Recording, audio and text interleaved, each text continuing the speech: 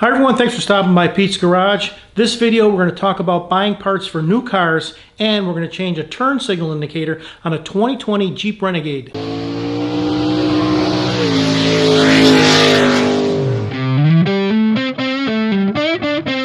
So I know what you're thinking, what's the big deal about a turn signal indicator for a new car? Well, here's the problem. This is the one I took out of the car. Got cracked and had to change it. Now, when you have a newer car, and let's say a new car is a year and a half or newer, so it's not too old. It's not 2 years old. It's less than 2 years old. The problem is the catalogs, the online catalogs, and then in particular, I went to rockauto.com to get the part. They had 2 parts listed for this particular vehicle. And I thought I was picking the correct part. There was a picture that came up. The picture looked the same as the part I was taking out, but it was only a picture of the front. It didn't have a picture of the back with the socket, so I ordered it. It came in and it was wrong. It was a wrong configuration. So since there were only 2 parts listed, I figured, well, if this isn't the right part, it must be the other part. So I ordered the other part and that came in. Again, it was wrong. So I had to go to the dealer. Now, when you go to the dealer to get a part, it's really helpful if you take the old part with you. I took the old part out, carefully removed it, and I took it with me, because on most of the parts that you take off, you see there's a barcode on there. There's a barcode on this side. There's also a barcode on this side. Those barcodes contain a whole bunch of information. There's also in here some stamping numbers. You can actually tell what year. No, I'm sorry, it's by month. There's a by month that tells you what month this was put in that vehicle. It wasn't the entire year. It looks like it was only through September. So from January to September, this particular lamp of this type was used. So I went to the dealer, I took this part with me, and by having the VIN and this part, the dealer can look up the VIN number and know exactly what equipment came on that vehicle, including the lights. And by using the number on this, they were able to transpose this code and get the correct light. What that means is that the package that was written on the sticker on the window that the car was purchased, this light came from a completely different package. It didn't match, which is why Rock Auto and the other sites had the incorrect part.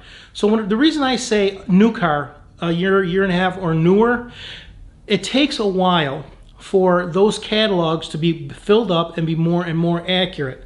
They don't have the exact parts right away because the vehicles are so new and they're putting them out so soon that some of these sites don't have time to update and have real-time information. As a matter of fact, I took the part number from Rock Auto. I even looked it up on 4 or 5 different websites, and it gave me the identical part number, and that part number was wrong, which is why I had to go to the dealer. Now, there is a cost associated with that.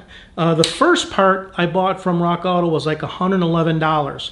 I had to send that one back because it was the wrong one. The second one I ordered was like $75. Again, it was the wrong one. I had to send it back. But the new one from the dealer was $149.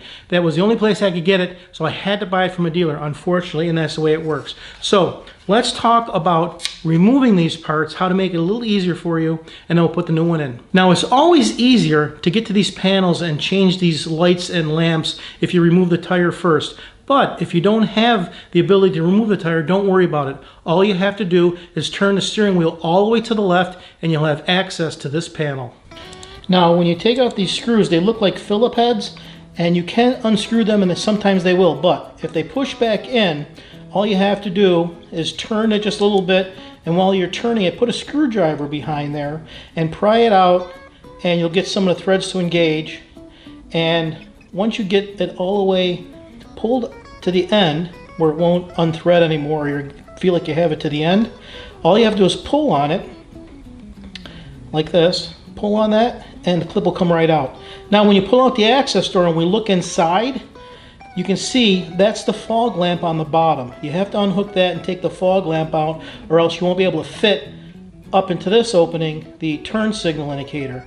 Now, if you look up in there, you can see that one clip way up on the top where that one screw is, and the 2 on the bottom are fairly easy to get to, but that one way on the top is very, very difficult to get to. So, going to have to get to that one with an extension.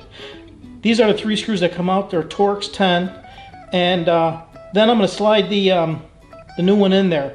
Now the new light, when you put that in there and you get it set in there, what I like to do is put a piece of tape on there. Just hold it in place, put a piece of tape, that just keeps it from falling out after you let go.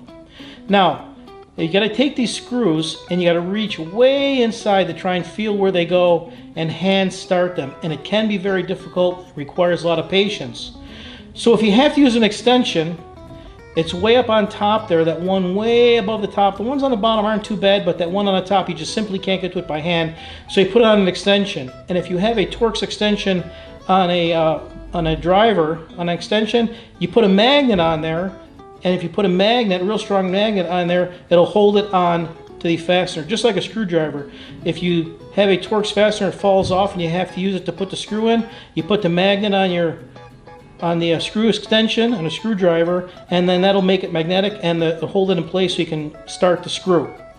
Now, after that's in place, screws are in place, I can put the fog lamp back in, and it takes a little bit of finessing to get it in there, but once you get it in place, it slides right into the slot.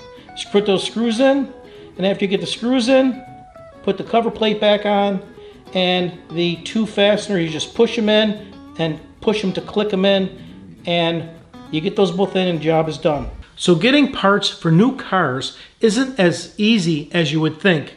By the time I had parts sent back and forth with Rock Auto, and it took a couple weeks from the dealership, it was a month before I had the right part, and it really only took about 30 minutes to change. So consider that, like I said, it's easier if you have the part, take it out, take it to the dealer, they can match it up pretty quick, but it still took 2 weeks from the dealer to order it before I actually got it.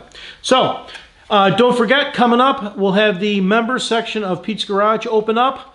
It'll be for exclusive content, prizes, giveaways. We'll do some live events and have a lot of fun. Give you a chance to be a member of Pete's Garage community. Bring us a lot closer together in this world of, of COVID, if that's still around. Just for the record, if someone's watching us in the future, yeah, it's been what? A year and a half now almost, and we're still going through this. So anyway, watch out for that.